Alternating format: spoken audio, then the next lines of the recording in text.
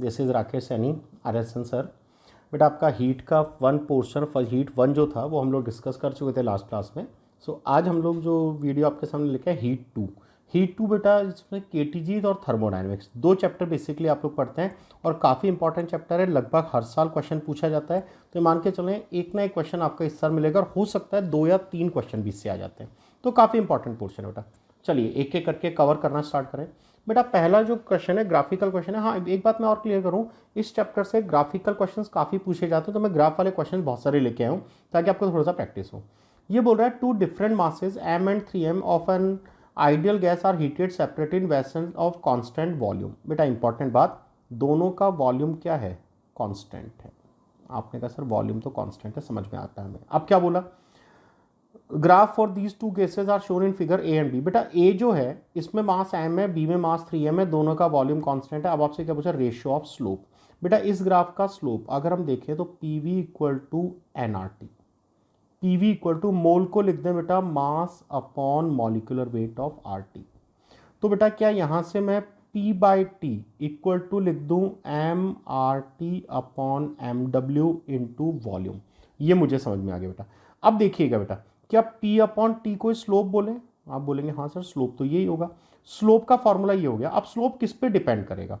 Question में बोला बेटा, अगर मैं यहाँ से बात करूँ, वॉल्यूम क्वेश्चन ने बोल दिया सेम है, R क्वेश्चन ने बोल दिया सेम है, MW क्वेश्चन ने बोल दिया बेटा सेम है, तो बेटा स्लोप जो है वो किस पे डिपेंड करेगा? मास और टेम्परेचर।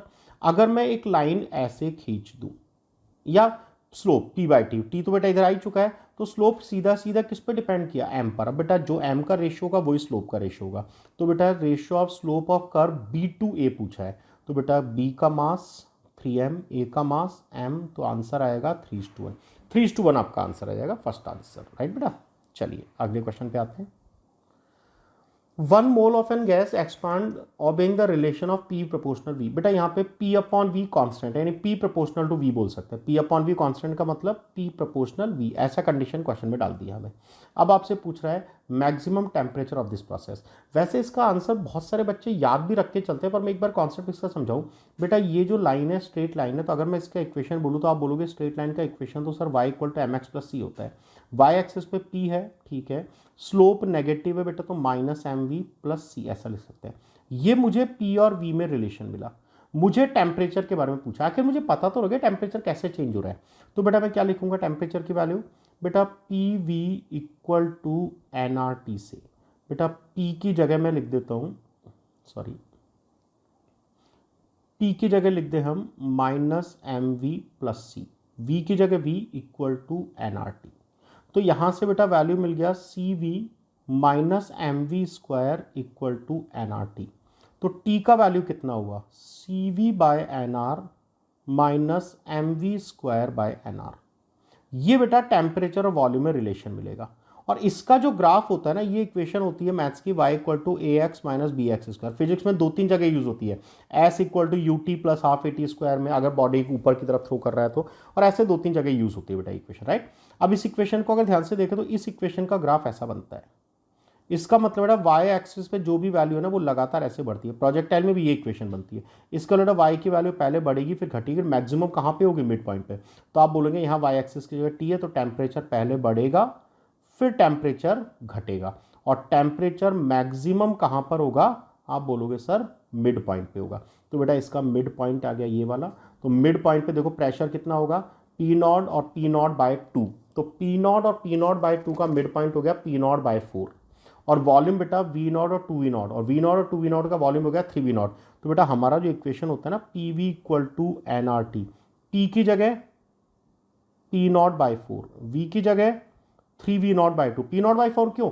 P0 और P0/2 का हाफ हो जाएगा P0/4, और V0 और 2V0 का हाफ हो गया 3/2V0 इक्वल टू N। 1 मोल बोला है तो N का वैल्यू 1 इंटू RT। तो यहां से बेटा T की मैक्सिमम वैल्यू आपको मिल गई 3P0V0/8R। ये आपका आंसर आएगा, राइट। तो ध्यान रखें, थोड़ा सा एग्जाम में क्वेश्चन पूछा होगी बेटा ये। नेक्स्ट क्वेश्चन देखिएगा बेटा। नेक्स्ट क्वेश्चन क्या बोल रहा है? Ideal gas is initially at temperature T and volume V। Its volume is increase by delta V due to an increase temperature delta T, ठीक है। Pressure remain constant. बेटा देखो सबसे पहले तो जो भी गैस इक्वेशन के क्वेश्चन मिलेंगे ना उसमें पीवी इक्वल टू एनआरटी में हमें ये समझने में पड़ेगा क्या कांस्टेंट है, प्रेशर कांस्टेंट हो गया, ये पता लग गया क्वेश्चन ने बोला है। अब क्या बोल रहा है, रिलेशन किसकी से, बेटा वाई एक्सिस पे डेल्टा है और बेटा डेल्टा की जो वैल्यू है वो है delta V by V delta T. मैं इसको थोड़ी देर के लिए ऐसा भी मान सकता हूँ d V upon V d T. तो बेटा मुझे d we by d T पहले कैलकुलेट करना है। बेटा इस इक्वेशन को डिफ्रेंशिएट कर देता हूँ with respect to temperature, pressure तो कांस्टेंट है, बचा d we by d T equal to n R और टी का डिफ्रेंशिएशन हो गया 1। तो देखिए यहाँ से d we by d T की वैल्यू हो गई एन आर। मुझे d we by d T के साथ अपॉन में वी भी चाहिए, तो बेटा मैं क्या करूँ, वी से दोनों तरफ डिवाइड कर दूँ, तो d V by V d T equal to n R by V. ये भी मुझे समझ में आ गया। टी भी बेटा इधर डिवाइड हो जाएगा, यहाँ पर टी भी डिवाइड हो गया, टी वी। अब बेटा टी वी को क्या लिख दें, एन आर टी, तो ये वैल्यू बन जाएगी n R upon n R T. तो देखिए बेटा इसी को क्वेश्चन डेल्टा बोल रहा है, तो डेल्टा इक्वल टू क्या हो गया 1 अपॉन टी, यानी बेटा इनवर्स वाला ग्राफ बनेगा। इनवर्स वाला ग्राफ डेल्टा और टी के बीच में ये ग्राफ आपका हो जाएगा, राइट। तो कुल क्वेश्चन की अप्रोच कैसे लेनी है, हमें वाई एक्सिस पे जो टर्म है ना उसको किसी तरह लेके आना है। वो एक अजीब सा टर्म दिख रहा है, तो बेटा उसको कैसे किया, डिफरेंशिएट करके d we by d t मिल गया, वी से दोनों तरफ डिवाइड किया तो मुझे ये टर्म दिख गया, बस दूसरी तरफ से सिर्फ टी बच ही रहा है, तो आपका क्वेश्चन सॉल्व हो जाएगा। Next question, 2 cylinder A and B are fitted. बेटा क्या बोल रहा है, 2 सिलेंडर हैं, कौन कौन से बेटा, ए और बी। ये जो 2 सिलेंडर है क्या बोल रहा है, A and B piston, piston contains equal amount of an ideal diatomic gas. बेटा इसमें भी एन मोल, इसमें भी एन मोल, इसमें भी डायटोमिक गैस, इसमें भी डायटोमिक गैस, दोनों का टेम्परेचर। पिस्टन ऑफ ए, ये एक्चुअली ए हो गया बेटा, बाय मिस्टेक शायद एस हो गया। Piston of A is free. बेटा इसका पिस्टन फ्री है, पिस्टन फ्री होने का मतलब होता है प्रेशर कांस्टेंट है। इसका पिस्टन फिक्स्ड है, पिस्टन फिक्स्ड होने का मतलब हो गया वॉल्यूम कांस्टेंट। तो बेटा ये प्रेशर कांस्टेंट पर है और ये वॉल्यूम कांस्टेंट पर है। Same amount of heat given, बेटा दोनों को सेम अमाउंट ऑफ हीट आपने दिया है। ऐसा करने पर टेम्परेचर ऑफ ए, बेटा ए का टेम्परेचर कितना बढ़ गया 30 केल्विन, बी के टेम्परेचर में चेंज आपसे पूछा है। चलिए सॉल्व करते हैं। तो बेटा यहाँ से ऐसा बोल दूँ Q1 इक्वल टू Q2, पहले में कांस्टेंट प्रेशर है तो n C P d T of A equal to n C V d T of B. बेटा एन से एन कैंसिल हो गया, कौन सी गैस थी, डायटोमिक, डायटोमिक का सी पी 7R/2, टेम्परेचर में चेंज 30, सी वी बेटा डायटोमिक का 5R/2, टेम्परेचर में चेंज डी टी वी। बेटा R/2 से R/2 कैंसिल, तो 5 से 6 टाइम्स और 6 × 7 42, तो बी के टेम्परेचर में चेंज होगा 42। ये आपका आंसर आ जाएगा बेटा, राइट। तो अगर ए के टेम्परेचर में 30 केल्विन का चेंज होगा तो बी के टेम्परेचर में 42 केल्विन का चेंज होगा। ठीक है, बहुत बढ़िया। अगला क्वेश्चन देखो, अगेन ए ग्राफिकल क्वेश्चन। ये बोल रहा है PV diagram of thermodynamic cycle is shown in process BC and DA are isothermal. BC और डीए दोनों तो है आइसोथर्मल। देखो बेटा एक एक करके बात करें। ग्राफ किस किस के बीच में बेटा, 3 ग्राफ, 2 ग्राफ पी और टी के बीच में, एक ग्राफ वी और टी के बीच में है। तो सबसे पहले तो ए से लेकर बी तक क्या हुआ बेटा, हमारे गिवन ग्राफ में ए से लेकर बी तक प्रेशर कांस्टेंट है, प्रेशर कांस्टेंट तो V proportional T, V proportional T में भी एरो बाहर की तरफ जा रहा है, मतलब वॉल्यूम बढ़ रहा है तो टेम्परेचर भी बढ़ेगा।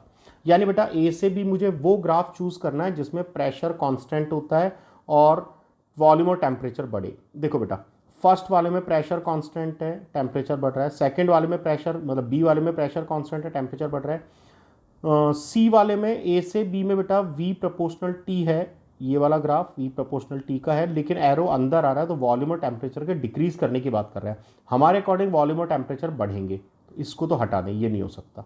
और ये वाला ए से बी तक बेटा यहाँ पे भी क्या हो रहा है, वॉल्यूम टेम्परेचर डिक्रीजिंग, ए से बी यहाँ पर दिया हुआ, राइट। तो ये आपका ए से बी में टेम्परेचर कांस्टेंट, जबकि ये नहीं हो सकता। अब बी से सी भी एक बार चेक कर लेते हैं। बी से सी तक क्या हो रहा है, क्वेश्चन ने बोला आइसोथर्मल है तो टेम्परेचर कांस्टेंट, टेम्परेचर कांस्टेंट होते हैं पीवी के इनवर्स। यहाँ बेटा एरो नीचे आ रहा है, मतलब प्रेशर घट रहा है और वॉल्यूम बढ़ रहा है। बेटा बी से सी तक टेम्परेचर कांस्टेंट रखते हुए वॉल्यूम को घटाना है और प्रेशर को घटाना है, वॉल्यूम को बढ़ाना है। तो बेटा बी से सी तक देखो टेम्परेचर कांस्टेंट है, वॉल्यूम प्रेशर घट रहा है, टेम्परेचर कांस्टेंट है, प्रेशर घट रहा है। ये भी आपका आंसर हो सकता था, A B C D P और टी। ये एक्चुअली दोनों ऑप्शन सेम बन गए शायद, तो दोनों में से जो भी आंसर जाएगा। बी से सी में यहाँ पे बेटा बी से सी जो दे रखा है यहाँ पे वॉल्यूम कांस्टेंट, हमारा वॉल्यूम कांस्टेंट नहीं है, तो बी से सी में ये गलत हो गया। अब आंसर तो ये दोनों ही है, वैसे दोनों एक जैसे छप गए गलती से, तो आप दोनों टिक कर सकते हैं। फिर भी मैं एक बार पूरा बताता हूँ इसको। सी से डी तक क्या कांस्टेंट है? सी से डी तक बेटा वॉल्यूम कांस्टेंट है, वॉल्यूम कांस्टेंट है, साथ में वॉल्यूम कांस्टेंट होते थे प्रेशर प्रोपोर्शनल टू टेम्परेचर होता है। एरो नीचे आ रहा है मतलब प्रेशर घट रहा है, प्रेशर घट रहा है मतलब टेम्परेचर भी घटेगा। ये सारी चीजें मैं इस ग्राफ से देख रहा हूँ, है ना। तो बेटा सी से डी तक मुझे प्रेशर प्रोपोर्शनल टू टेम्परेचर वाला ग्राफ बनाना है, वो भी दोनों घटते हुए। देखो सी से डी तक पी प्रोपोर्शनल टी दोनों घटते हुए। और डी से ए अगर देखें हम, डी से ए तक, तो डी से ए तक फिर बेटा टेम्परेचर कांस्टेंट है, टेम्परेचर कांस्टेंट होता है तो पी प्रोपोर्शनल टू बी होता है। एरो क्योंकि ऊपर जा रहा है तो प्रेशर बढ़ रहा है, वॉल्यूम घटेगा। बेटा टेम्परेचर कांस्टेंट करते हुए डी से सी तक मुझे क्या करना है? प्रेशर बढ़ाना है। देखो डी से सी तक, तो ये दोनों आंसर आपके करेक्ट है। एक्चुअली दोनों आंसर सेम प्रिंट हो गए, देखने का तरीका आपको यहाँ से समझ में आ गया होगा, right. A B C D बिल्कुल एक जैसे चल रहे हैं, ठीक है। बेटा ये क्वेश्चन कुछ सालों पहले एम्स में पूछा हुआ है। देखो कौन सी गैस है? CO2। CO2 गैस का ये इक्वेशन आपको दे रखा है। अब बेटा मैं इस इक्वेशन को ऐसा लिख दूँ, P = RT, अगर 2 कॉमन ले लें तो V - B/2 = 9/4B²। बेटा इसको मैं ऐसा ले जाता हूँ, P + 9/4B² into V - B/2 = RT/2। ये आपका वॉन्डरवाल्स इक्वेशन दिख रहा है आपको। और इसमें बेटा देखो ये P + A/B² V - B की जगह nRT की जगह क्या मिल रहा है? Half RT। तो बेटा n का वैल्यू हो गया हाफ। अब नंबर ऑफ मोल अगर हाफ पता लग गया तो बेटा आपसे पूछा है मास कितना होगा। बेटा half mole of CO2, CO2 के हाफ मोल में कितना मास होगा? 22 ग्राम आपका आंसर आ जाएगा। कुछ नहीं किया, हमने इसको वॉन्डरवाल्स में कन्वर्ट कर लिया तो मुझे नंबर ऑफ मोल पता लग गया, क्योंकि गैस मुझे मेंशन था, मास पूछा था। अगर मुझे गैस मेंशन है और मास पूछा तो मोल ही तो पता करना था, वो मोल मैंने यहां से पता किया। चलिए नेक्स्ट क्वेश्चन। एक गैस मिक्सचर, बेटा एक गैसीय मिक्सचर है, consist of 2 mole of oxygen. 2 मोल तो है ऑक्सीजन, ठीक है। और क्या है बेटा? 4 मोल हैं ऑर्गन। कितने टेम्परेचर पे? T पर। आपसे क्या पूछा? Total internal energy. बेटा इंटरनल एनर्जी का जो फॉर्मूला होता है वो होता है NF/2RT। फर्स्ट केस के लिए, किसके लिए? ऑक्सीजन के लिए। नंबर ऑफ मोल कितने? 2। डिग्री ऑफ फ्रीडम बेटा ऑक्सीजन की 5/2RT, ये हो गया 5RT। दूसरी गैस कौन सी बेटा? ऑर्गन। ऑर्गन की इंटरनल एनर्जी कितना बेटा? नंबर मोनोटोमिक गैस है, नंबर ऑफ मोल कितने? 4। मोनोटोमिक गैस तो degree of freedom 3/2RT equal to ये कितना हो गया बेटा? 2 से 4 6RT। तो टोटल एनर्जी कितना हो गया बेटा? 11RT इसका एनर्जी हो जाएगा total, right. 11RT internal energy पर बेस्ड क्वेश्चन था, एग्जाम में आया हुआ है। ये क्वेश्चन बेटा 2 बार आपका AI-SSS में पूछा जा चुका है, एक बार आपका नीट में पूछा जा चुका है, और इस तरह के क्वेश्चन जनरली पूछते रहते हैं। तो थोड़ा सा इस क्वेश्चन को ढंग से समझे। An insulating container of gas has 2 chamber separated by an insulating piston. बेटा इसको मैं इधर बताता हूँ, थोड़ा सा अच्छा दिखेगा। क्वेश्चन ऐसा कुछ कह रहा था, ये एक पिस्टन है, सिलेंडर है, जिसके 2 पार्ट आपने किए हुए हैं। यहाँ pressure P1, volume V1, temperature T1, यहाँ pressure P2, volume V2, temperature T2। ये क्वेश्चन में दिया हुआ है। अब क्वेश्चन क्या बोल रहा है कि ये जो बीच वाला पार्टीशन है, इस बीच वाले पार्टीशन को बिना कोई वर्क किया हमने हटा दिया और ये सब मिक्स हो गए, तो फाइनल टेम्परेचर कितना होगा? बेटा क्वेश्चन में नंबर ऑफ मोल कहीं नहीं दिए हुए, मैं मान लेता हूँ नंबर ऑफ मोल इससे में N1 है, इसमें N2 है, क्वेश्चन में नहीं दिया है, मैंने एज्यूम किया हुआ है। अब बेटा देखो, एक तो ये इंसुलेटिंग मटेरियल से बना हुआ है, क्वेश्चन ने बोला है पूरा कंटेनर कैसा है? इंसुलेटिंग मटेरियल से बना हुआ है। तो जब पूरा कंटेनर इंसुलेटिंग मटेरियल से बना हुआ है, इसका मतलब बेटा आप ये बोल सकते हैं कि इसमें बाहर से कोई हीट तो सप्लाई होगा नहीं, पहली चीज़। जब आप इस पिस्टन को हटा रहे हैं बीच में से, तो भी कोई वर्क नहीं कर रहा है, इसका मतलब बेटा इसकी एनर्जी कंजर्व रहेगी। तो आप क्या बोले? Initial energy of first container plus initial energy second container equal to total energy. बेटा फर्स्ट की इनिशियल एनर्जी NF/2RT1, सेकंड की N2F/2RT2, और टोटल मोल हो गए बेटा दोनों मिक्स होकर N1 + N2 F/2RT। सारे F/2R कैंसिल कर दें बेटा, ये F/2R, ये F/2R, ये F/2R। तो फाइनल टेम्परेचर मिलेगा आपको N1T1 plus N2T2 upon N1 + N2। एक बार एग्जाम में ये क्वेश्चन यहीं तक पूछा हुआ था। अगर नंबर ऑफ मोल देगा तो क्वेश्चन ये खत्म होगा। अभी समस्या क्या बेटा? नंबर ऑफ मोल नहीं दिए हुए। अब नंबर ऑफ मोल नहीं दिए तो मुझे भी आंसर नंबर ऑफ मोल के फॉर्म में नहीं चाहिए, तो फिर क्या करें, एन की वैल्यू पुट करें। बेटा एन को रिप्लेस कर सकते हैं पीवी बाई आर टी से।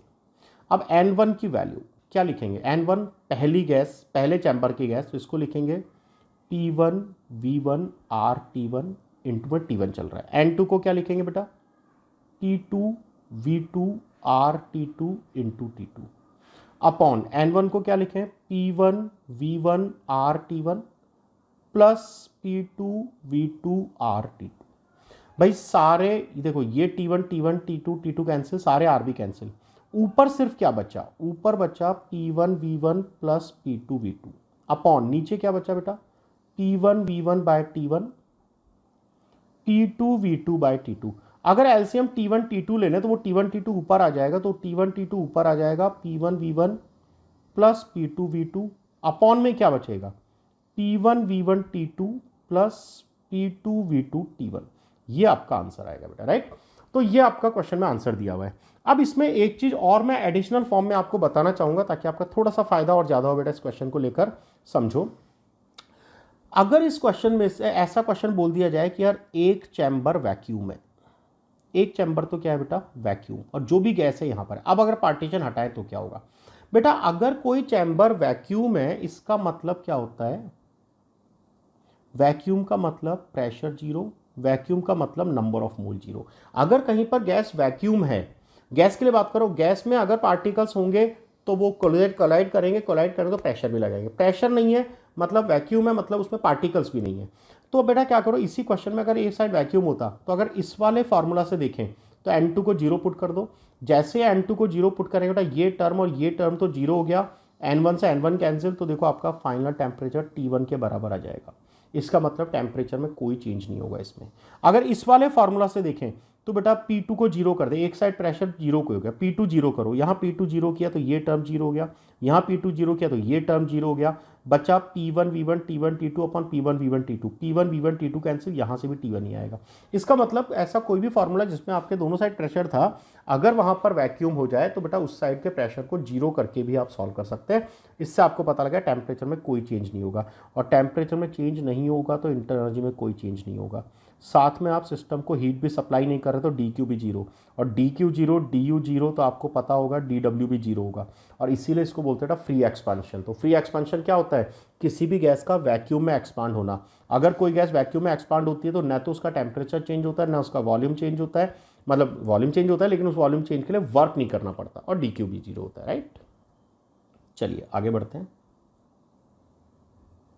Next question. ये थोड़ा सिंपल क्वेश्चन है बेटा, CP CV are specified constant pressure and constant volume respectively, correct relation between A and B. बेटा सीपी और CV specific heat at constant pressure constant volume है, hydrogen gas और nitrogen gas. अब यहाँ थोड़ा सा एक चीज़ पे मैं ध्यान चाहूँगा बेटा, Cp minus CV equal to R ये फॉर्मूला होता है, और ये फॉर्मूला तो होता है मोलर स्पेसिफिक हीट के लिए। दूसरा होता है बेटा Cp minus CV equal to R upon MW, ये फॉर्मूला होता है बेटा ग्राम स्पेसिफिक हीट के लिए। जब तक कुछ मेंशन नहीं करेगा, जब तक कुछ मेंशन नहीं करेगा तो हम हमेशा मोलर मानते हैं, क्योंकि गैसेस के लिए जनरली जो मास दिया जाता है ना बेटा वो मोल के फॉर्म में दिया जाता है। अब देखो इसमें देखिए Cp और Cv है specific heat at constant pressure constant volume, लेकिन ये नहीं बोला है कि मोलर है कि ग्राम है, मास के फॉर्म में कि मोल के फॉर्म में। तो फिर हम बेटा ये वाला फार्मूला चेक करेंगे, और इस फार्मूला से समझ में आ रहा था चाहे गैस हाइड्रोजन हो चाहे गैस नाइट्रोजन हो, Cp माइनस CV का डिफरेंस तो सेम रहेगा। तो बेटा यहाँ से आप बोलोगे ए और बी का वैल्यू सेम रहेगा। क्यों ए और बी का वैल्यू सेम रहेगा, दोनों की वैल्यू आर के बराबर है। क्यों, क्योंकि यहाँ पे आपको मोलर स्पेसिफिकेट की बात कर रहा है, कुछ नहीं बोलेगा तो भी हम मोलर ही मानेंगे। ग्राम स्पेसिफिकेट की बात करेगा, अगर वो ऐसा बोलता है ना Cp and CV for gram specific heat, या बोलता फॉर यूनिट मास, तो फिर आप सेकेंड वाला फॉर्मूला यूज करते हैं। ध्यान रखना बच्चे इसमें कई बार गड़बड़ कर देते हैं, तो ध्यान रखें कब मुझे ये फॉर्मूला यूज करना है, कब मुझे ये फॉर्मूला यूज करना है, राइट बेटा। चलिए आगे बढ़ते हैं। 1 mole of an ideal monatomic gas gamma 5/3 mixed with 1 mole of diatomic gas of gamma 7/5. Gamma is the mixture denote the rate of specified of constant pressure and constant volume. gamma mixture का पूछा है बेटा। देखो मैं एक चीज़ आपको clear करूँ, अभी तो आपको पहली गैस मोनोएटॉमिक दे दिया, दूसरी डायटोमिक गैस दे दिया, तो क्वेश्चन बहुत ही सिंपल हो गया बेटा। पहली गैस का कितना मोल 1, दूसरी गैस का कितना मोल 1, दोनों का 1 1 मोल है, ठीक है। मोनोटोमिक गैस के लिए CV मिक्सचर कितना 3R/2, डायटोमिक गैस के लिए CV कितना बेटा 5R/2। तो अगर मैं आपसे बोलूँ CV मिक्सचर कितना होगा, तो CV मिक्सचर का फॉर्मूला होता है N1CV1 plus N2CV2 upon N1 plus N2। बेटा N1CV1 CV mixture equal to N1 1 CV1 3R/2 N2 1 CV2 5R/2 divided by total mole. Total mole कितना बेटा 2, ये हो गया 1.5 और 2.5 4R अपॉन 2 कितना बेटा 2R CV मिक्सचर की वैल्यू। अब CP मिक्सचर की वैल्यू देखा जाए तो बेटा CV मिक्सचर में R ऐड कर देंगे तो CP मिक्सचर आ जाएगा। कौन से फॉर्मूला से, CP minus CV equal to R। तो बेटा ये कितना हो गया 3R। तो गामा मिक्सचर क्या होता है CP mixture upon CV mixture, ये हो जाएगा बेटा 3/2। गामा मिक्सचर की वैल्यू आपकी आ जाएगी 3/2। इतना सा आपको करना था। अब कौन सा आंसर टिक करें बेटा, ए आंसर टिक कर देंगे 3/2। एक चीज मैं आपको और क्लियर करूं, इस टॉपिक के साथ समझाना चाहूंगा बेटा। देखो फर्स्ट गैस का गामा है 5/3, 5/3 का मतलब बोलेंगे 1.66। सेकंड का गामा है 7.45 मतलब 1.4। अब जब भी ये दोनों गैसेस मिक्स होंगी ना बेटा, जब भी ये दोनों गैसेस मिक्स होंगी तो जो रिजल्टेंट गामा आएगा वो रहेगा इन दोनों के बीच में, कुछ ना कुछ वो रहेगा इसके बीच में। तो आप ये भी क्रॉस चेक कर लिया करो कई बार कि आपने कोई कैलकुलेशन मिस्टेक तो नहीं की। देखो मेरा फाइनल गामा आया 1.5, 1.4 के 1.6 के बीच में कुछ आ रहा है, इसका मतलब करेक्ट होने के चांस है। बाई चांस ये कैलकुलेट करके मेरा वैल्यू इस रेंज में नहीं आता तो 100% मैंने कुछ गलती कर दी। जैसे 4/3 इसमें आंसर नहीं हो सकता, 4/3 की वैल्यू क्या आ गई 1.3, इस रेंज में नहीं आ रहा। आप बोलेंगे सर ये वैल्यू नहीं हो सकता। 35/23 चेक करके देखो, अगर इस रेंज में आ रहा है तो हो सकता है, वरना नहीं हो सकता। तो आप कई बार अपने आंसर को चेक भी कर लिया करो बेटा कि आपका जो आंसर आएगा वो मिक्स होने वाली दोनों गैसेस के गामा के मिड में ही कुछ ना कुछ आएगा, ये कन्फर्म है। चलिए अगले क्वेश्चन पे आते हैं बेटा। N ideal gas under goes the process 1 to B। ठीक है बेटा, अब आपसे बोल रहा है डेल्टा Q और डेल्टा W। बेटा देखो पहले तो ग्राफ देख के समझ में आता है V प्रोपोर्शनल T है। अब V प्रोपोर्शनल T है, इसका मतलब हमें एक बात समझ में आ गया, प्रेशर कांस्टेंट रहेगा। प्रेशर कांस्टेंट हो गया, ये हमें 100% क्लियर है। यानी प्रोसेस कैसा है बेटा, आइसोबारिक प्रोसेस है। ठीक है सर, आइसोबारिक प्रोसेस मान लिया हमने। अब क्या पूछ रहा है, हमने जो हीट सप्लाई किया वो और वर्क कितना हुआ उसका रेशियो आपसे पूछा है। अब कैसे सॉल्व करें बेटा, आइसोथर्मल प्रोसेस के वर्क का फॉर्मूला आप लिखते हैं PdV, प्रेशर को लिख दें, वॉल्यूम के चेंज को V2 माइनस V1, और बेटा PVT को लिख दें nRT2 और PV1 को लिख दें nRT1। तो सॉल्व करेंगे तो ये हो गया बेटा nRDT। ये तो वर्क का फॉर्मूला हो गया। DQ कितना होगा, आइसोकोरिक प्रोसेस है तो DQ होगा बेटा, आइसोबारिक प्रोसेस है तो ये होगा बेटा NCPDT, ये DQ हो गया। अब इन दोनों का रेशियो तो पूछ रहा है, तो बेटा DQ/DP, इसको भी एक बार सॉल्व कर दे। तो वहीं पर कौन सी गैस है बेटा, गैस मेंशन नहीं किया हुआ है, कोई बात नहीं, गैस मेंशन नहीं किया है, CP दे रखा है, nRDT दे रखा है। अब आपको गामा के फॉर्म में आंसर चाहिए था। अब गामा के फॉर्म में कैसे कैलकुलेट, DQ/DP के DQ/DW की वैल्यू कितना हो जाएगा बेटा, NCPDT अपॉन nRDT।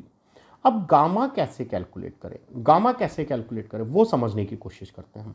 ध्यान से देखो बेटा, DU का वैल्यू क्या होता था, NCPDT। DU का वैल्यू क्या होता था, NCPDT, और DQ का वैल्यू क्या है, NCPDT। इस वाले मेथड से करो तो यहां से अगर दोनों को डिवाइड करेंगे तो DU/DQ, इस रिजल्ट को याद भी रखना बेटा, कितना हो गया CV/CP। DU/DQ क्या हो गया बेटा, CV/CP। तो यहां से CP/CV होता है गामा, तो हम इतना लेंथी करने की जरूरत नहीं था, हम यहां से बोल सकते हैं DU हो गया बेटा 1/γ/DQ। अब DU पता लग गया, DQ और DQ में रिलेशन पता है, DQ और DW में रिलेशन चाहिए था। क्या किया जाए बेटा, DW डायरेक्ट ही मैं बोल सकता हूं, कैसे समझो, DW इक्वल टू क्या लिख दे, DQ minus DU। DQ minus DU को क्या लिखें, 1 - γ/DQ। तो बेटा यहाँ से DW/DQ की वैल्यू कितना आ गया बेटा, गामा माइनस 1/γ। ये मेरा DW/DQ की वैल्यू आया। क्वेश्चन ने क्या पूछा है, DQ/DW पूछा है, तो gamma upon gamma minus 1 first answer आ जाएगा। इन सबको सॉल्व करने की जरूरत नहीं थी। अब मैं आपको जो बोल रहा हूँ उस पर ध्यान दो, ये आप रिजल्ट की तरह भी याद रखो बेटा। देखो DU होता था NCVDT, हमें समझ में आ गया। DU की वैल्यू क्या है, NCVDT। DQ की वैल्यू क्या है बेटा, NCPDT। दोनों को डिवाइड किया तो DU/DQ की वैल्यू हो गया CV/CP, और बेटा CP/CV गामा होता है तो DU हो गया D you by d Q होगा 1 बाय गामा, तो डी यू हो गया 1 बाय गामा डी क्यू। इसका मतलब आइसोबारिक प्रोसेस में जितना भी हीट हम देते हैं ना, उस हीट का 1 अपॉन गामा टाइम्स तो किस में कन्वर्ट हो गया, इंटरनल एनर्जी में। रिमेनिंग किस में कन्वर्ट होगा, वर्क में। तो बेटा इसकी रिक्वायरमेंट हमारे पास नहीं थी, work equal to D Q minus D U का वैल्यू यहाँ से पुट कर दिया, तो ये आंसर आ गया, डी डब्ल्यू बाई डी क्यू आ गया। उसने पूछा डी क्यू बाई डी डब्ल्यू। अगर इससे आप सॉल्व करने की कोशिश करते कि सर आपने यहाँ तक पहुँच गए थे फिर इसको क्यों छोड़ा, इस मेथड से क्यों आए, थोड़ा लेंदी हो रहा था मुझे। यहाँ से अगर देखो तो एन डी टी तो कैंसिल हो गया, तो D q by d W की वैल्यू यहाँ से अगर सोचोगे तो सी पी बाई आर तक जाके आप फंस गए।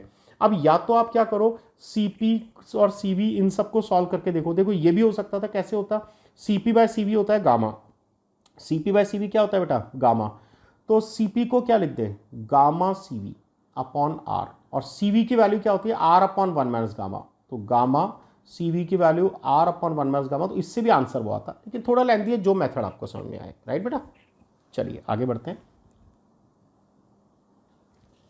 नेक्स्ट क्वेश्चन क्या बोल रहा है बेटा, देखो the amount of heat required to raise the temperature of diatomic gas by 1 degree at constant pressure. बेटा फर्स्ट केस जो आपका है, फर्स्ट केस में क्या है, प्रेशर कांस्टेंट है, 1 डिग्री सेंटीग्रेड टेम्परेचर रेज कर रहा है कांस्टेंट प्रेशर पे, तो क्यूपी और कांस्टेंट वॉल्यूम पे amount of heat to gas internal energy of the gas in the gas, क्या पढ़ रहे हैं यार, sorry, amount of heat required to raise the temperature of diatomic gas by 1 degree at constant pressure is Q P. बेटा constant pressure पे जो heat supply किया वो है क्यूपी, एंड कांस्टेंट वॉल्यूम पर, सेकेंड केस कांस्टेंट वॉल्यूम पर जो heat supply हुआ है आपका वो कितना है बेटा, Q V. Amount of heat which goes as internal energy of the system in 2 cases. अच्छा अब पूछा है इसमें से कितना पार्ट इंटरनल एनर्जी में कन्वर्ट होगा। बेटा सेकंड वाला केस जो कांस्टेंट वॉल्यूम वाला पार्ट था, इसमें तो वर्क डन होता है 0, और वर्क डन 0 होता है तो आप जितनी भी हीट आप सप्लाई करेंगे वो पूरी इंटरनल एनर्जी में कन्वर्ट हो जाएगी। तो सेकंड वाले केस में तो इंटरनल एनर्जी में कन्वर्ट कितना हो गया, क्यूवी पूरा का पूरा। और फर्स्ट वाले केस में अभी भी सॉल्व किया था, डी यू इक्वल टू होता है 1 बाय गामा डी क्यू। कौन सी गैस थी बेटा, डायटोमिक, तो गामा का वैल्यू 7/5, तो ये हो गया बेटा 5/7 D Q, 5/7 D Q approx 0.71, और डी क्यू कितना, क्यूपी। तो बेटा फर्स्ट वाले केस में इंटरनल में कन्वर्जन हुआ 0.71 क्यूपी का, और सेकेंड वाले केस में इंटरनल में कन्वर्जन हुआ क्यूवी का। तो आपका आंसर आएगा ये वाला, ये आपका आंसर आएगा बेटा। राइट, नेक्स्ट क्वेश्चन,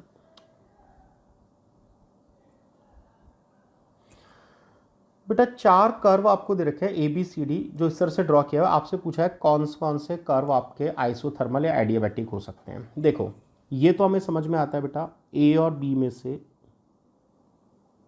ए जो है उसका स्लोप ज़्यादा है। जिसको स्लोप देखना नहीं आता है बेटा ऐसे कर सकते हो, दोनों के वॉल्यूम में चेंज सेम हुआ है, ए के डीपी में चेंज ज़्यादा हुआ है, बी के डीपी मतलब प्रेशर में चेंज कम हुआ है, तो आपने कहा सर ए का स्लोप ज़्यादा है, तो ए कौन सा होगा, एडियाबैटिक, और बी कौन सा होगा, आइसोथर्मल। ये तो हमें समझ में आ गया सर, ए और बी में से बी आपका एडियाबैटिक होगा और ए आइसोथर्मल होगा, ये तो समझ में आ गया। फिर कई बार बच्चे कहते हैं सर ये सी और डी में से भी तो इसका स्लोप ज़्यादा है, तो ये एडियाबैटिक या आइसोथर्मल हो सकता था। बेटा आइसोथर्मल और एडियाबैटिक में हमेशा इधर ग्राफ बनता है ऐसे, वॉल्यूम बढ़ता है तो प्रेशर कम होता है। अगर आप ऐसे चूज करोगे ना तो देखो इसमें वॉल्यूम घट रहा है और प्रेशर भी घट रहा है, और यहाँ स्लोप नेगेटिव होता है, दोनों एक साथ नहीं घट सकते। यहाँ पे देखो स्लोप कैसा हो जाएगा, पॉजिटिव, इसका मतलब ही नहीं तो आइसोथर्मल एंड एडियाबैटिक है, स्लोप तो नेगेटिव होना चाहिए ना। सी और डी में से तो किसी का भी स्लोप नेगेटिव नहीं है, दोनों का स्लोप पॉजिटिव है, तो ये ना तो आइसोथर्मल हो सकता है ना एडियाबैटिक हो सकता है। राइट बेटा, तो इनमें से किसी को चूज नहीं करेंगे हम। Next question, 3 processes from thermodynamic cyclic process PV diagram of an ideal gas process 1 से 2। बेटा देखो ये एक प्रोसेस दे रखा है P और V के बीच में, 1 से 2 तक कांस्टेंट टेम्परेचर है। 1 से 2 तक क्या है बेटा, कांस्टेंट टेम्परेचर आपको दे रखा है। इसका मतलब 1 से 2 तक कौन सा प्रोसेस हो गया, आप बोलोगे सर 1 से 2 तक आइसोथर्मल प्रोसेस आपका हो गया। ठीक है भैया, हमने बोल दिया आइसोथर्मल प्रोसेस हो जाएगा। 1 मिनट बेटा, तो 1 से 2 तक तो आइसोथर्मल प्रोसेस हुआ, ठीक है। 2 से 3 तक कांस्टेंट वॉल्यूम है, तो बेटा ये आपका आइसोकोरिक प्रोसेस हुआ। राइट, कांस्टेंट वॉल्यूम है। During the process 40 joule heat. अब मैं एक एक करके लिखता जाता हूँ वरना आप कंफ्यूज हो जाओगे। बेटा 1 से लेकर 2 तक आइसोथर्मल प्रोसेस, आइसोथर्मल प्रोसेस का मतलब डी यू 0 हो गया और डी यू जीरो मतलब डी क्यू बराबर डी डब्ल्यू। आप जो भी हीट दोगे वो वर्क में कन्वर्ट होगा, 1 से 2 तक दो। प्रोसेस 2 से 3 तक क्या हुआ? प्रोसेस 2 से 3 तक वॉल्यूम कांस्टेंट है, वॉल्यूम कांस्टेंट है तो वर्क डन तो जीरो। अब आप जो भी हीट देंगे वो पूरा इंटरनल एनर्जी में कन्वर्ट हो जाएगा। ये बोल रहा है 40 joule heat is leaves the system, तो बेटा ये कितना है -40, तो इंटरनल एनर्जी में चेंज -40 हो गया। कौन से बार में? 2 से 3 के बीच में। अब क्या बोल रहा है बेटा? 3 से 1, 3 से 1 एडियाबेटिक प्रोसेस है और work done by the gas during the process 3 से 1। बेटा यहाँ पे आपसे वर्क डन पूछा है कितना होगा। अब एक बात बताओ, 3 से 1 तक एडियाबेटिक प्रोसेस है, एडियाबेटिक प्रोसेस में D U plus D W equal to zero होता है। तो अगर मुझे डी डब्ल्यू चाहिए तो मैं माइनस डी यू कैलकुलेट कर लूँ, मेरा क्वेश्चन सॉल्व हो जाएगा।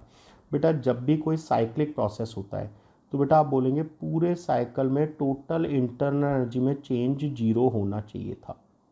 आपने कहा ठीक है सर होना तो चाहिए। अब डी यू वन तो पहले ही जीरो था, डी यू टू की वैल्यू कितनी मिली? -40, तो इससे डी यू थ्री की वैल्यू आपको मिल गई कितना बेटा? +40।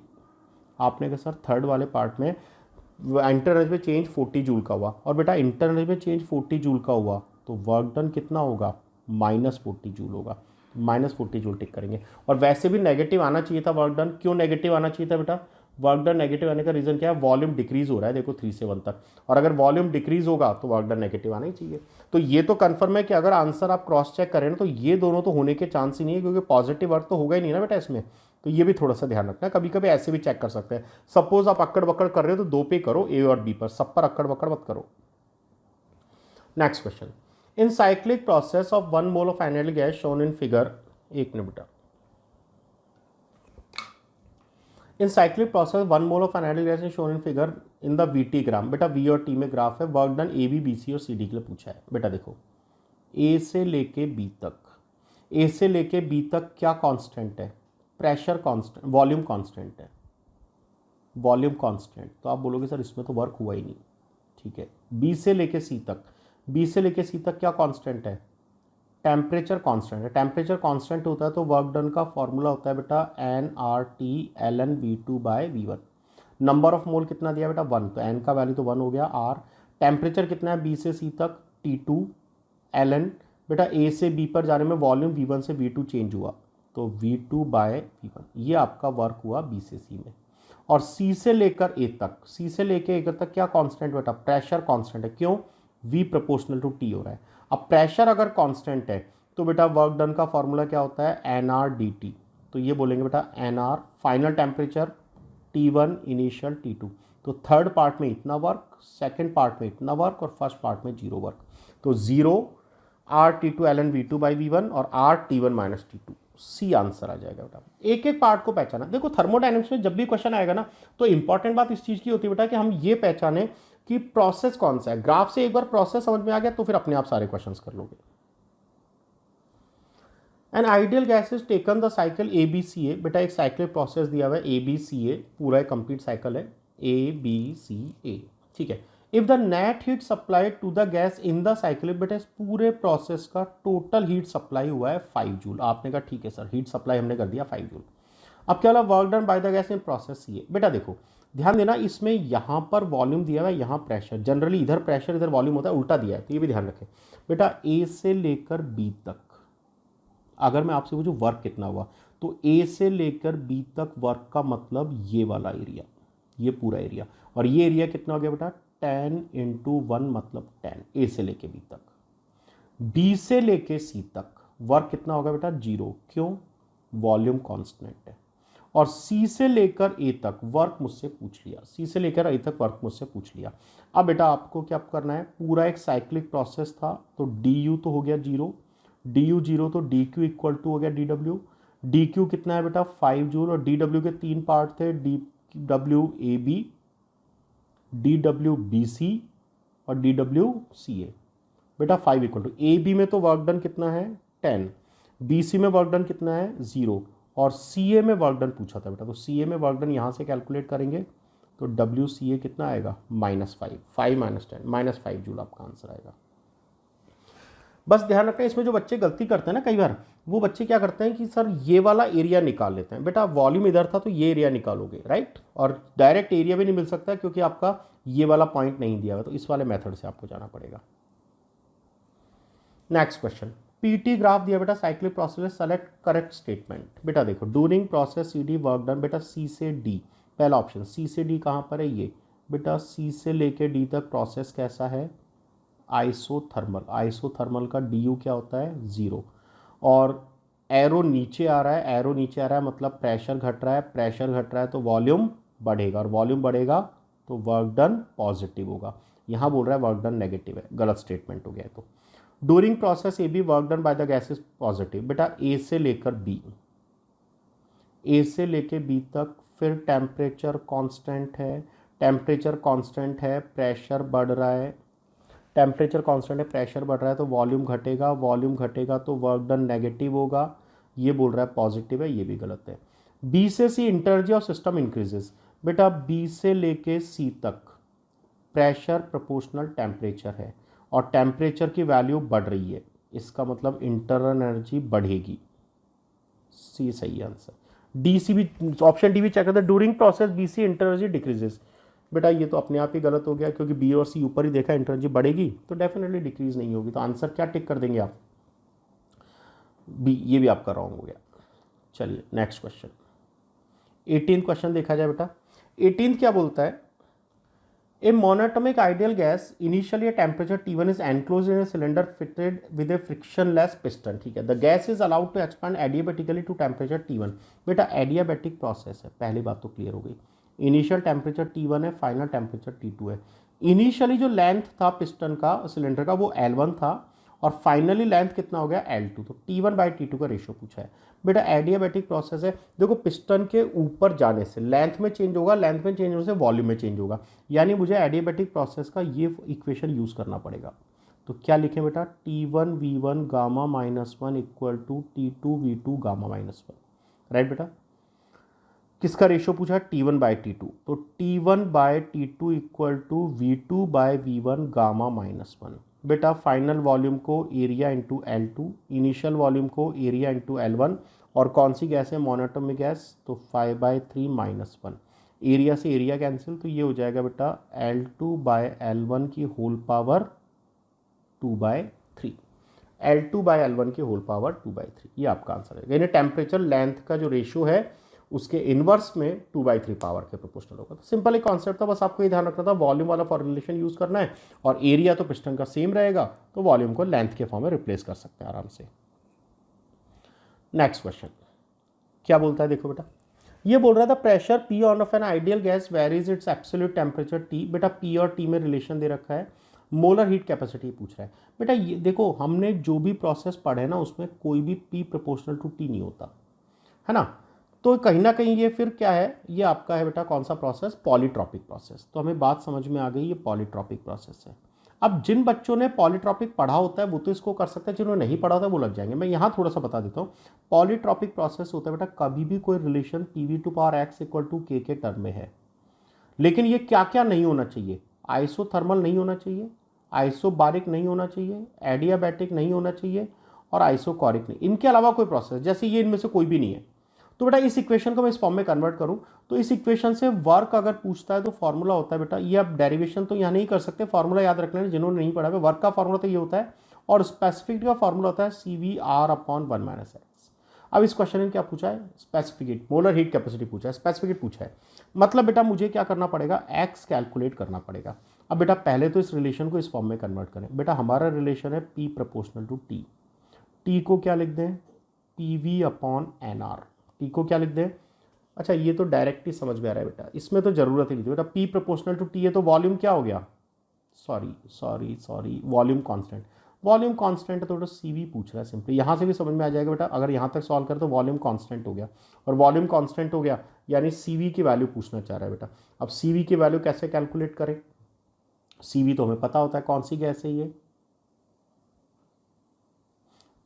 during the process R is the pressure P ideal gas absolute temperature T is shown, P proportional to T है, molar heat capacity of gas during the process is R, बेटा इस question में कहीं गड़बड़ है। ये रिलेशन या तो पी और टी में अगर रिलेशन है तब तो कांस्टेंट वॉल्यूम, अगर कांस्टेंट वॉल्यूम है तो सीवी की वैल्यू क्या क्या हो सकती थी। अगर मोनो एटॉमिक गैस है तो ये कितना हो जाएगा 3r/2, अगर डायटोमिक गैस है तो ये हो जाएगा बेटा 5r/2, और अगर पॉली है तो ये, तो बेटा हमारे अकॉर्डिंग 3r/2, क्योंकि इसमें मेंशन है तो थोड़ा सा क्वेश्चन मेंशन कर लो। एक्चुअली ये पूछना चाह रहा है डायटोमिक गैस के लिए बेटा, तो डायटोमिक गैस के लिए आंसर क्या टिक करेंगे 2.5r। लेकिन अच्छा हुआ मुझे क्वेश्चन में डायरेक्ट ये नहीं क्लिक किया। तो आपको जिन बच्चों को ये चीज़ें नहीं आती है वो ये भी याद रखो बेटा, अगर ऐसा कोई रिलेशन दे दे आपको और फिर पूछे कि कौन सा इसके स्पेसिफिक, तो ऐसे सॉल्व करेंगे। जैसे सोचो अगर रिलेशन दे देता P प्रोपोर्शनल टू V, तो बेटा यहाँ से PV की पावर -1 इक्वल टू कॉन्स्टेंट, तो बेटा x की वैल्यू -1 हो जाती है, तो x की वैल्यू -1 यहाँ रखेंगे ना, तो c कितना हो जाएगा CV प्लस r/1 -1, तो बेटा इसकी स्पेसिफिक क्या हो जाती है CV प्लस r/2। अब मोनोएटॉमिक है तो CV का वैल्यू पुट कर दो, डायटोमिक है तो उसके अकॉर्डिंग CV का वैल्यू पुट कर दो। तो गैस मेंशन करना जरूरी है, उसके अलावा प्रोसेस का फाइंड कर सकते हो। इसमें गैस मेंशन करना मिस हो गया बेटा, डायटोमिक मान लेना, राइट, डायटोमिक लेके आंसर टिक करो। अभी तो लगी समझ, चलिए आगे बढ़ते हैं। ये क्वेश्चन बेटा जेई में पूछा हुआ है, जेई में कुछ सालों पहले जब AI इसको बोलते थे। फिगर शोज पीवी डायग्राम, बेटा ग्राफ किस किस के बीच में है, पी और वी के बीच में ग्राफ दिया हुआ है। आइडियल गैस है ABCD, आपसे बोल रहा है ABC तो सेमी सर्कल है और CD है हाफ ऑफ एन इलिप्स है। अब प्रोसेस एक एक करके बात करें।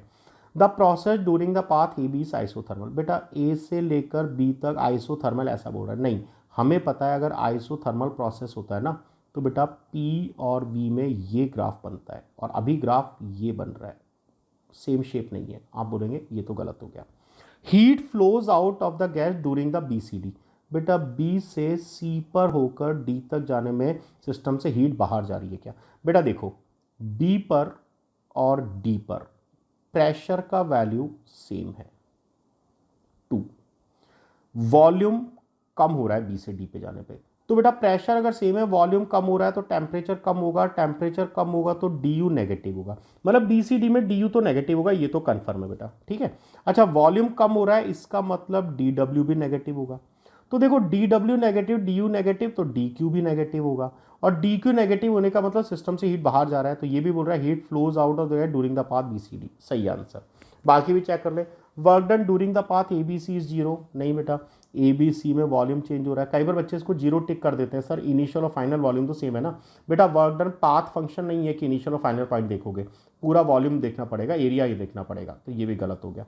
Positive work is done by the gas in the cycle ABCD है, बेटा इसमें ABCD में एंटी क्लॉकवाइज डायरेक्शन है कि क्लॉकवाइज डायरेक्शन है, आप बोलोगे क्लॉकवाइज डायरेक्शन है, ABCDA और क्लॉकवाइज में वर्क डन कैसा होता है पॉजिटिव, तो आपका डी ऑप्शन करेक्ट है, बी ऑप्शन करेक्ट है। क्यों, DQ नेगेटिव आ रहा है, बी से, इसमें BD वाला ऑप्शन बी थोड़ा ज़्यादा इंपॉर्टेंट है, बी से डी पे जाने पे वॉल्यूम घट रहा है इसलिए वर्क डन नेगेटिव, टेम्परेचर घटेगा तो DU भी नेगेटिव, तो अल्टीमेटली DQ भी नेगेटिव, दोनों, तो 2 ऑप्शन इसमें करेक्ट हो जाएंगे बेटा, पॉजिटिव वर्क भी होगा और ये भी आंसर आएगा, राइट। चलिए next question.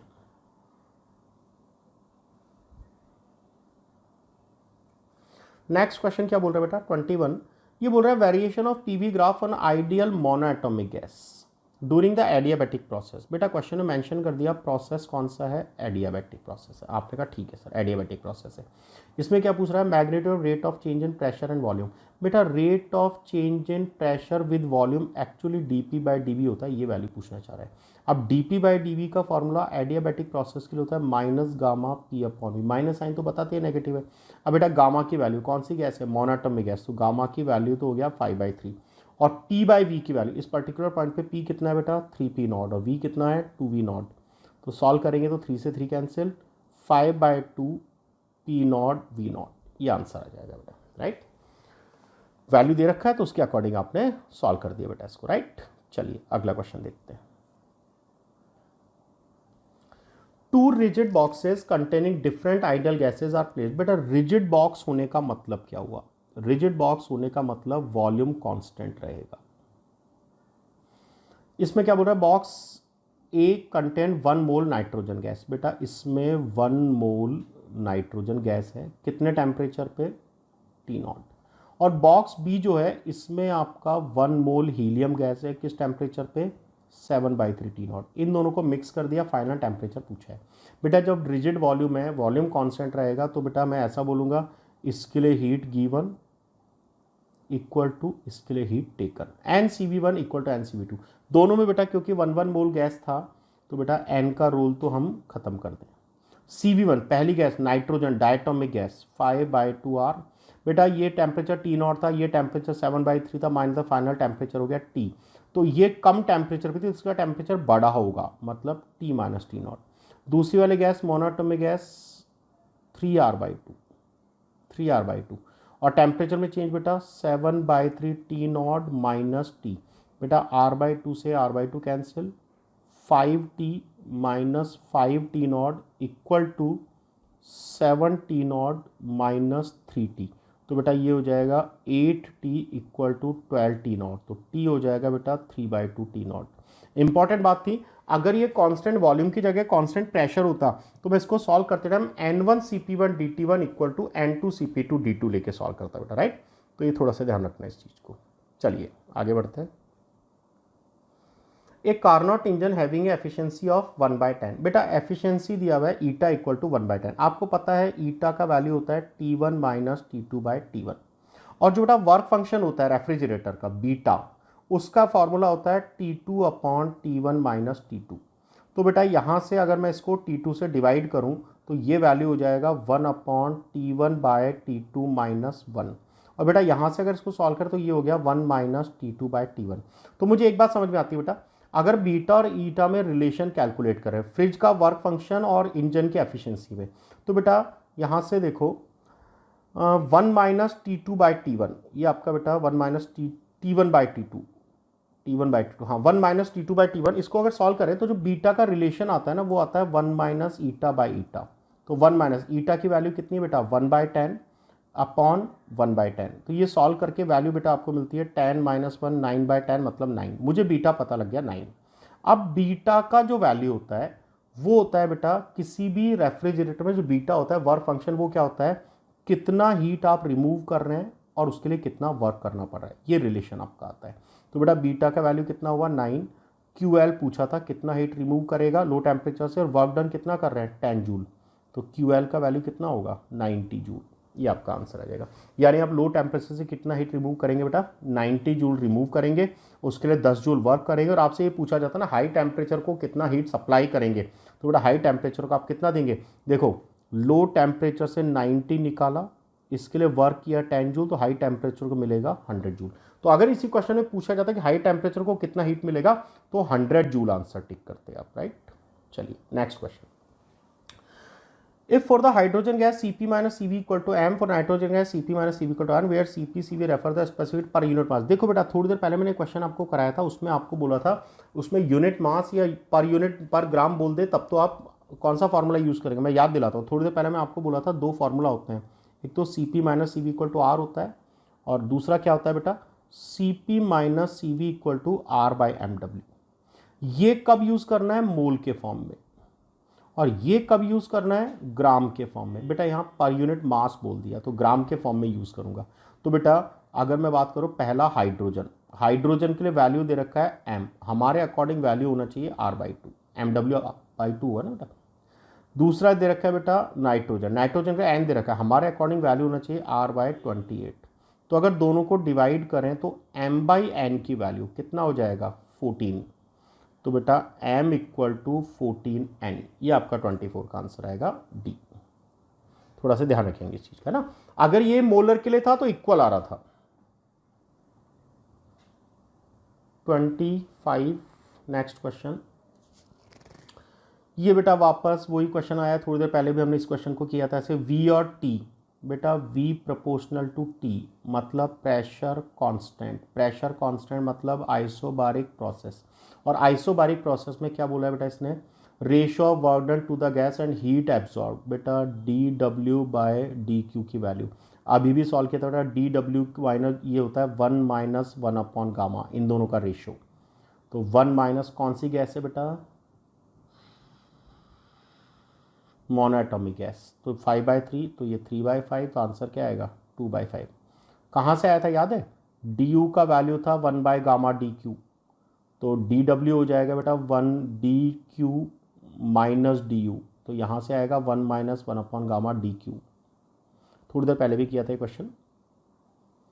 Next question, engine के एफिशिएंसी को लेकर क्वेश्चन देखा जाए। Efficiency of an ideal heat engine working between freezing point and boiling point. बेटा फ्रीजिंग पॉइंट और बॉइलिंग पॉइंट के बीच में एफिशिएंसी की बात कर रही है। अब एफिशिएंसी का फॉर्मूला क्या होता है?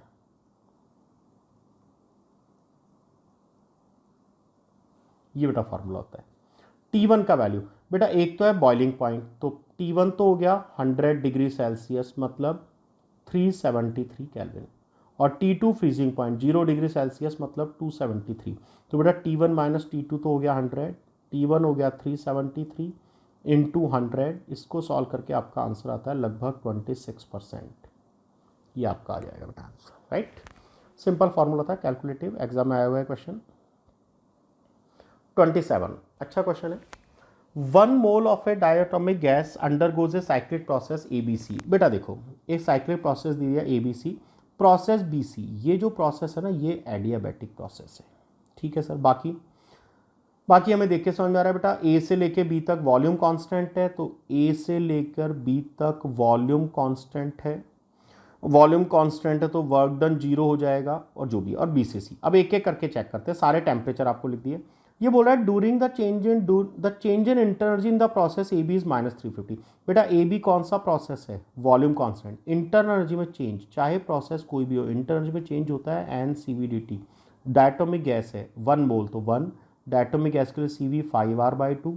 टेम्परेचर में चेंज बेटा A से लेके B तक 400 से 800 हो गया, तो 800 माइनस 400।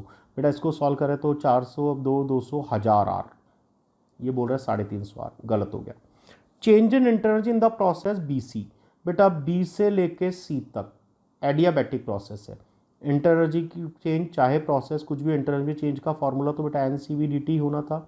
N का वैल्यू 1, CV का वैल्यू 5R/2। अब टेम्परेचर 800 से 600, माइनस 200 का चेंज हुआ है, तो ये हो गया था -500 R। ये सही है। बाकी दोनों में देख लेते हैं। Change in internal energy in whole cyclic process 0। नहीं बेटा, किसी भी साइक्लिक प्रोसेस में चेंज इन इंटरनर्जी 0 होता है, तो ये गलत हो गया। Change in internal energy in the process CA भी कैलकुलेट कर लेते बेटा, तो NCVDT, N का वैल्यू 1, 5R/2। बेटा C से A पर टेम्परेचर में चेंज 200, तो ये आंसर आया -500 R। यहाँ पे बोल रहा है 700 R, ये भी गलत हो गया। तो आंसर आपका जो सही जाएगा बेटा कौन सा जाएगा? BC वाला पार्ट आपका सही जाएगा। चलिए अगला question. Carnot engine operating between temperature T1 and T2 has efficiency 1/6 when T2 is lowered by। बेटा देखो ये क्वेश्चन पता नहीं क्या नीट का भी फेवरेट है, AIEEE के भी 2-3 बार अलग अलग एग्जाम में पूछा जा चुका है। फर्स्ट केस में एफिशिएंसी कितना है? फर्स्ट केस में एफिशिएंसी बेटा 1/6। बेटा एफिशिएंसी का फॉर्मूला होता है T1 माइनस T2/T1। बेटा फर्स्ट केस में एफिशिएंसी 1/6। T1 लिख दें, T2 लिख दें अपॉन T1, क्रॉस मल्टीप्लाई कर दे तो ये हो जाएगा बेटा T1 equal to 6T1 minus 6T2। तो एक रिलेशन आ गया बेटा 6T2 equal to 5T1 first case से। अब ये बोल रहा है T2 का टेम्परेचर अगर 62 केल्विन आप डिक्रीज कर देते तो एफिशिएंसी 1/3 हो जाती है। सेकेंड केस में एफिशिएंसी हो गई 1/3। T1 में कोई चेंज नहीं किया, T2 हो गया T2 माइनस 62 अपॉन T1। बेटा इसको अगर सॉल्व करें तो क्रॉस मल्टीप्लाई अगर कर दे तो ये हो गया T1, ये हो गया बेटा 3T1 minus 3T2 plus 62 into 3, ये हो जाएगा बेटा 62 इंटू 3, 3 से 2 6 बार और 186। अब यहाँ से बेटा इसको मैं ऐसा लिख सकता हूँ -2T1 equal to -3T2 plus 186। बेटा क्योंकि यहाँ मेरे पास 6T2 है, यहाँ -3T2 है, तो बेटा अगर मैं इसको 2 से मल्टीप्लाई कर दूँ तो ये इक्वेशन क्या बनेगी? देखो -4T1 -6T2 प्लस 186 का डबल 372। सही किया मैंने? 18, हाँ ठीक है। ये आपका इक्वेशन 2 बन गया और ये आपका इक्वेशन 1 है। अब बेटा यहाँ से देखो 6T2 को लिख दें 5T1, तो 6T2 को लिख दिया 5T1, तो -4T1, 6T2 का वैल्यू 5T1, 6T2 का वैल्यू 5, ये 4 था, ये तो था बेटा -4t1 और -6t2 की जगह 5t1 प्लस 372, तो इसको इधर ले जाएंगे तो t1 का वैल्यू कितना हो गया बेटा 372। t1 मुझे पता लग गया। अब t1 पता लगे तो t2 कैलकुलेट कर लो फर्स्ट इक्वेशन से। t2 equal to 5/6 t1, 5/6 into 372, तो बेटा 5 इंटू 36 और 12 0310। तो बेटा आपका T2 का वैल्यू आया 310, T1 का वैल्यू आया 372, तो आपका आंसर हो जाएगा 372 और T1, ये आपका आंसर आ जाएगा बेटा। लगी समझ? थोड़ा सा लेंथी था पर टफ नहीं था, इसी तरह का बेटा क्वेश्चन। ये क्वेश्चन पता नहीं क्यों फेवरेट है, 2-3 बार पूछा जा चुका है, तो ध्यान रखिए इस क्वेश्चन का। ऐसे क्वेश्चन एग्जाम में आते हैं, कैलकुलेशन बस ढंग से करनी है। इसमें बस कैलकुलेशन आपको थोड़ा सा टाइम खराब करेगा, लिखने का तरीका तो सिंपल ही था, ज़्यादा प्रॉब्लम नहीं होगा। Next question, Carnot engine whose efficiency is 40% takes in heat from a source maintained at temperature 500 Kelvin. It is desired to have an efficiency of 60%, then the intake temperature for the same exhaust temperature must be. देखो बेटा क्या बोल रहा है, first case में efficiency कितनी है 40%। First case में एफिशिएंसी है 40%। सोर्स का टेम्परेचर कितना है बेटा 500, तो आप बोलेंगे efficiency equal to T1 minus T2/T1 into 100। First case में एफिशिएंसी था 40, सोर्स का टेम्परेचर 500, सिंक का टेम्परेचर T2, सोर्स का टेम्परेचर 500 और इंटू 100। तो इससे बेटा मैंने कैलकुलेट किया तो मुझे T2 का वैल्यू मिला 300, यानी बेटा इनिशियली तो T2 300 केल्विन था। अब क्या बोल रहा है, then intake temperature of the same exhaust temperature must be. अब आपको एफिशिएंसी कितना करना है 60%। क्वेश्चन क्या बोल रहा है, then intake temperature for the same exhaust temperature. Second case में सिंक का टेम्परेचर तो मुझे सेम रखना है, इनपुट टेम्परेचर कितना रखें कि एफिशिएंसी 60% हो जाए। तो बेटा क्या टिक करेंगे, सेकंड केस में एफिशिएंसी हो गई 60, इनपुट टेम्परेचर माने तो T1 हो गया, आउटपुट मतलब आउटलेट टेम्परेचर अभी भी 300 रहेगा, सिंक के टेम्परेचर में कोई चेंज नहीं किया, अपॉन T इंटू 100। इससे बेटा 5 टाइम्स 3 टाइम्स, तो 3T equal to 5T minus 600, तो यहाँ से आएगा बेटा 2T इक्वल टू 600। ठीक है, एक बार वापस मैं चेक कर लूँ, 60% एफिशिएंसी हो गया, सोर्स का temperature the intake temperature of the same intake temperature पूछ रहा है बेटा 60, T माइनस सिंक का टेम्परेचर हमारा कितना मिला था 300/T। ठीक है, 20 से बेटा 5 टाइम्स, 20 से 3 टाइम्स, तो 3T equal to 5T minus, okay ये 1500 है बेटा 1500। तो यहाँ से 2T का वैल्यू कितना मिला 1500, तो T का वैल्यू कितना मिलेगा बेटा 750, यानी सोर्स का टेम्परेचर जो अब होना चाहिए बेटा वो कितना होना चाहिए 750। सिंक का टेम्परेचर इतना रखते हुए सोर्स का टेम्परेचर अगर 750 हो जाएगा तो फिर आपका क्वेश्चन इस तरह से सॉल्व होगा। मुझे इस क्वेश्चन को देखकर, परसेंटेज वाले इस क्वेश्चन को देखकर एक कॉन्सेप्ट और याद आ रहा है, मैं आपको साथ में बता देता हूँ बेटा, थोड़ा टाइम ही है तो इसको समझें। परसेंट वाले क्वेश्चन में क्या क्या प्रॉब्लम पूछा है, यहाँ थोड़ा स्पेस है तो मैं आपको बताता हूँ। देखो एक बार क्वेश्चन एग्जाम में पूछा था कि 40% एफिशिएंसी है ना, और फिर आपसे पूछा एफिशिएंसी इंक्रीज्ड टू 50%। इसका मतलब फाइनल एफिशिएंसी हो गया 50%, इनिशियल क्या था 40%। एक लैंग्वेज तो आता है एफिशिएंसी इंक्रीज टू 50%, तो आपने बोला फाइनल एफिशिएंसी 50% हुआ फर्स्ट केस। एक लैंग्वेज ये भी आ सकता है एफिशिएंसी इंक्रीज्ड बाय 50%, तो आप क्या बोलेंगे सर 40% तो इनिशियल एफिशिएंसी था, 50% बढ़ गया तो अब एफिशिएंसी हो गया 90%। आपने कहा सर अब एफिशिएंसी 90% हो गया, ठीक है, यानी आप सेकंड केस 90% लेके सॉल्व करेंगे। इसमें एक थर्ड केस और आता है efficiency increased by 50% of initial efficiency. 50% of initial efficiency मतलब एफिशिएंसी बढ़ानी तो है पर कितनी बढ़ानी है, इनिशियल एफिशिएंसी की 50%। अब इनिशियल एफिशिएंसी की 50% का मतलब क्या हुआ, इनिशियल एफिशिएंसी 40 था, 40 का 50% मतलब 20% बढ़ाना है, तो अब एफिशिएंसी हो जाएगा 40 + 20 यानी 60% लेके सॉल्व करेंगे। समझना ये लैंग्वेज क्या था। मैंने बोला efficiency increase by 50% of initial efficiency. Initial efficiency क्या थी 40, उसका 50% क्या था 20, यानी अब एफिशिएंसी हो जाएगा 40 + 20 यानी 60%। तो फाइनल एफिशिएंसी आपका 60% हो जाएगा बेटा। क्या बात समझ में आ रही है? ये थोड़ा थोड़ा सा प्रॉब्लम होता है लैंग्वेज का। अब क्वेश्चन में जैसा भी क्वेश्चन पूछे, मैंने क्वेश्चन नहीं करा, मैंने तरीका बताया कि ये 3 लैंग्वेज बच्चों को परेशान कर देती है। इंक्रीज टू 50 मतलब फाइनल एफिशिएंसी 50, इंक्रीज बाय 50 मतलब final 90, increase by 50% of initial efficiency मतलब फाइनल हो जाएगा बेटा 40 + 20 that mean it will be 60%। तो फाइनल एफिशिएंसी 60 लेके सॉल्व करेंगे, राइट। सो बेटा ये आपका पूरा का पूरा थर्मोडाइनमिक्स को लेके कॉन्सेप्ट था, मतलब हीट 2 को लेकर। सो आपका हीट 1 और हीट 2 दोनों आई थिंक अच्छे से हो गए होंगे, बढ़िया आपसे तैयारी चल रही होगी। नेक्स्ट क्लास में नेक्स्ट टॉपिक के साथ वापस आते हैं बेटा, राइट। चलिए ऑल द बेस्ट, ऐसे ही पढ़ते रहे एग्जाम में और तैयारी करते रहे बेटा, ठीक है।